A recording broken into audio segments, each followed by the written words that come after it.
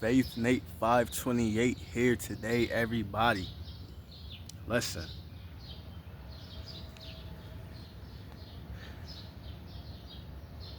I remember one time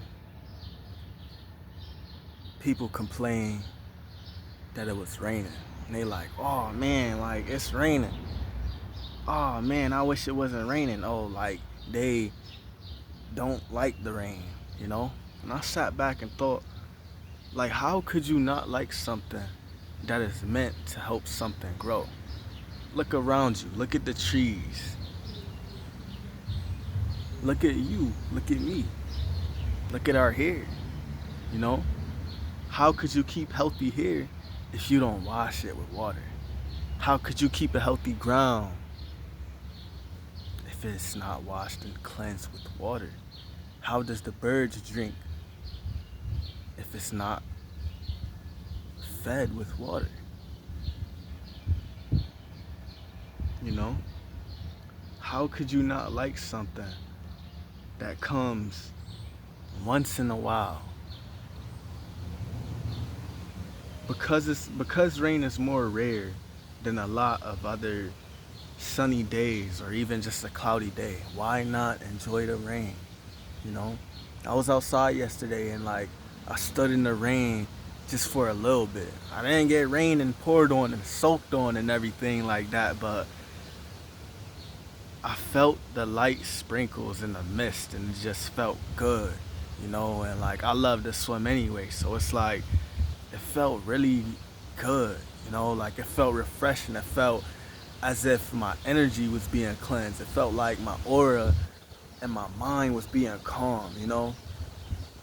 On cloudy days or even rainy days, it's like I just get a calm feeling sensation. And it's like God meant for it to be that way, you know? And I'm gonna get back to what I was saying about everything that you see around us. How could you not like something that plays a big, huge part in why nature is the way it is? I'm not gonna say the world because when I say the world, I kind of correlate that with how humans run the world. But nature, that's natural. You know, people can manipulate that, but I wouldn't necessarily say you can control it, you know? And even if people have powers with elements, that's still manipulation of that element, not control of that element, you know? God is the only one who controls the elements. He may allow you to have some type of control of an element if it's from God, you know? But if it's not from God, then there's ways that people can learn to manipulate elements, you know? But that's a different video, that's a different topic. What I'm saying is, when you buy the fruit from the store, or if you grow your own fruit from the store, if you eat your own vegetables that you grow, or plant flowers or see flowers, that flower that you love so much, or that flower that your man brings you once every while because he know this will make you smile again, it's because of that rain. It plays a huge part. Rain is meant to clean, calm, and grow. It's meant to clean and calm you. In my last video, I was talking about clarity. So if you connect both of the things, in order to have clarity of the mind, it needs to be clean. I come outside on a cloudy day and I just feel amazing, you know? I just feel very calm. And it's just as beautiful as a sunny day. When I'm feeling energized, I might be super hot and super exhausted, but I'm full of energy and I'm energized and I'm just ready to do a whole lot of energy stuff, you know?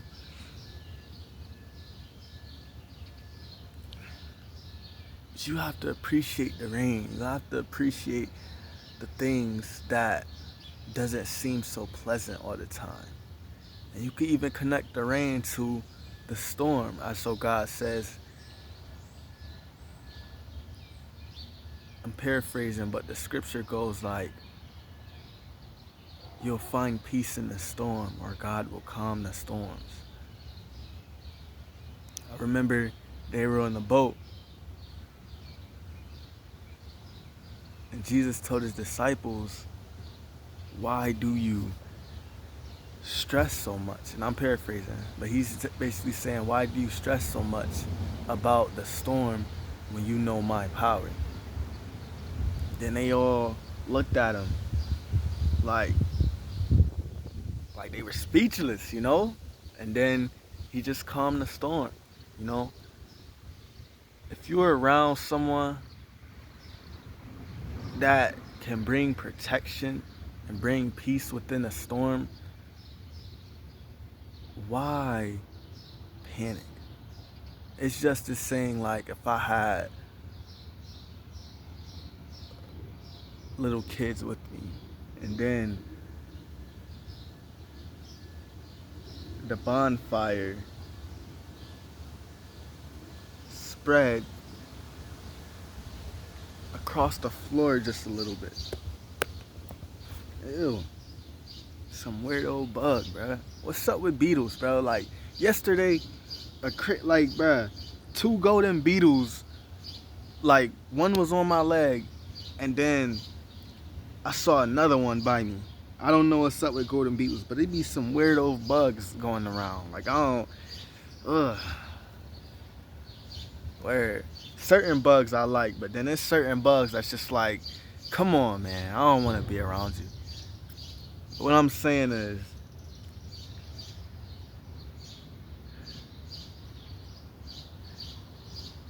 with the kids, if we're having a bonfire, we're making s'mores, you know, or we telling stories around the fire, you know, stuff like that, and a little bit of the fire get on the ground,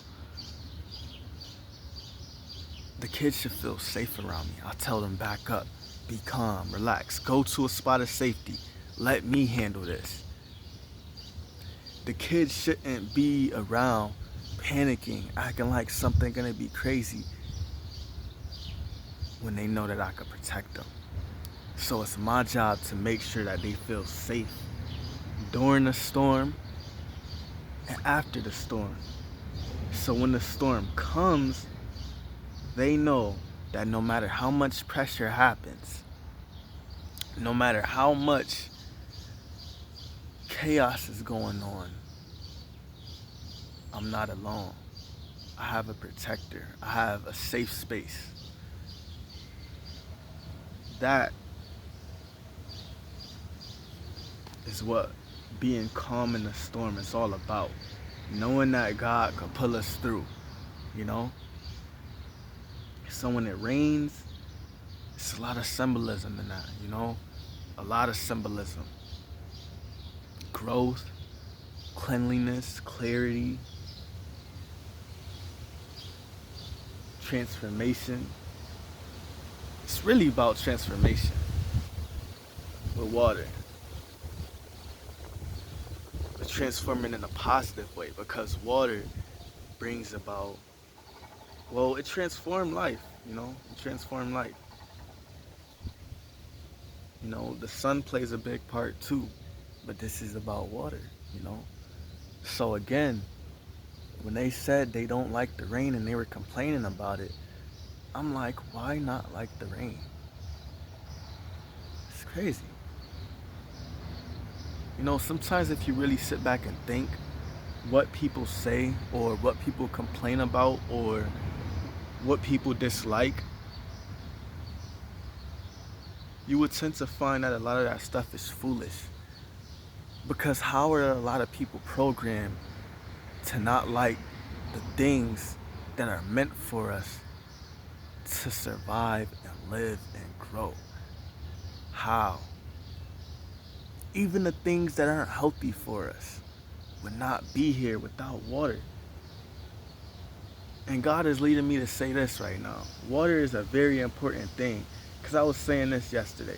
I think I know, out of the four elements that they say, you know, not including lightning, but out of the four elements, which is water, fire, earth, and air, water is definitely the strongest.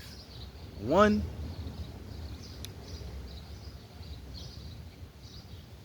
when it was the big flood that God told Noah to build the ark in, he didn't cause tornadoes to destroy the entire world. He didn't cause that. He didn't cause a huge earthquake. He didn't cause fire. It's first time that he wanted to cleanse the earth.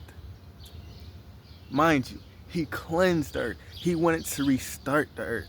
He cleansed it with water. He transformed the earth because the earth was so messed up. Everybody was so messed up, and they were hybrids of whatever species and stuff. And he cleansed it with water. He flooded it out. He told Noah to warn the people. And he flooded it out. And it was birthed. And God tried to restart it. But now in these end times, God is destroying everything. So He's giving us time to actually repent and change from our wicked ways and get right with Him. And this time, He's coming back with fire. But after that, God say, this earth and the heaven will pass. And He'll create a new earth and new heaven. See, He tried to cleanse it with water, but people still went back to their wicked ways. So now God is going to cleanse us fully. But getting back to water, He used water. And in the beginning, when God created the heavens and the earth, it said His Spirit hovered over what? It didn't say His Spirit hovered over the air. It didn't say His Spirit hovered over the earth. It didn't even say His Spirit hovered over the fire. It says God's Spirit hovered over the waters. Then it said God divided the waters from below from the waters above. It didn't say God divided the fire from below from above, or the earth from below from above. There's no earth above us. There's no air above us. There's no fire above us. It's water. And then it's the heavens where God lives at, you know. We live in a firmament, bruh.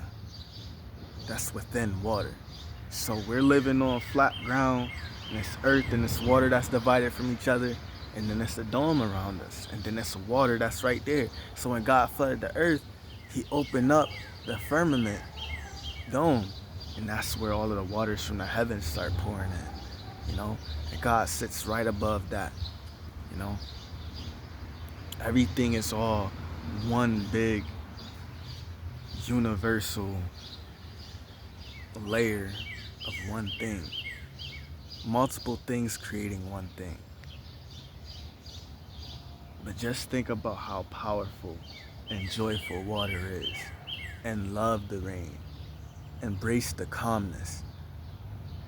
See, a lot of people, and even like a lot of TV shows fire in a strong way.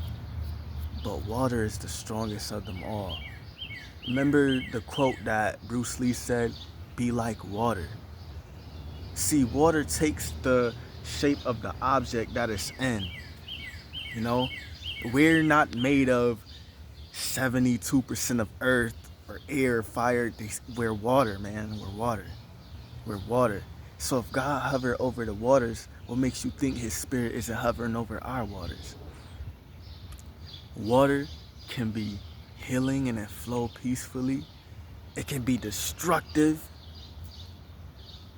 It can have waves clashing and everything, and it can be healing. Water can be anything that the earth element can be, or the air element, or even fire element. Fire is just straight destructive. Fire can be calm as well.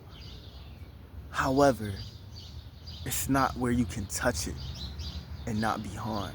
Water, you can touch it depending on the frequency of the way that it's vibrating at. Water is the strongest. But it's not about always being the strongest. It's about being the most healing. Respect water and appreciate the gift of water that God gave us. That's all I want to tell y'all. Faith Nate 528 signing out. I hope y'all got a great message. And I hope that y'all appreciate the rain. Appreciate how the rain brings about everything that we love, nature-wise. Make sure y'all like, comment, share, and subscribe. And I hope this word and this video bring y'all clarity of mind and help y'all have a calm and day transformation. Have a good one.